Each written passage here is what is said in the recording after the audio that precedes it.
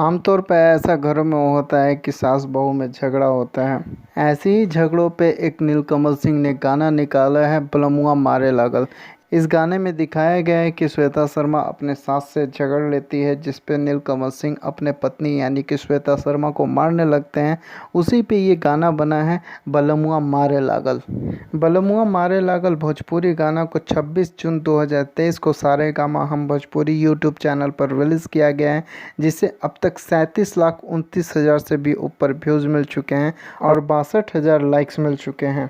इस गाने को नीलकमल सिंह ने गाया है और फिट श्वेता शर्मा ने दिया है। गाने के राइटर आशुतोष तिवारी हैं और म्यूज़िक शुभम राज ने दिया है। वीडियो डायरेक्टर संजय चौरसिया हैं और लकी विश्वकर्मा ने कोरियोग्राफ किया है इस गाने को। दोस्तों, अगर आप भी नीलकमल सिंह का बलमुआ मारे लागल भोजपुरी गाना को सुनना चाहते हैं तो आप सारेगामा हम भोजपुरी यूट्यूब चैनल पर जाकर सुन सकते हैं। दोस्तों, अगर मेरा ये वीडियो आप लोगों को अच्छा लगा हो तो लाइक करें वरना डिसलाइक करें। फिल्म से जुड़े जानकारी के लिए हमारे चैनल फिल्मी अड्डा को सब्सक्राइब करें। धन्यवाद दोस्तों, मिलते हैं नेक्स्ट वीडियो में।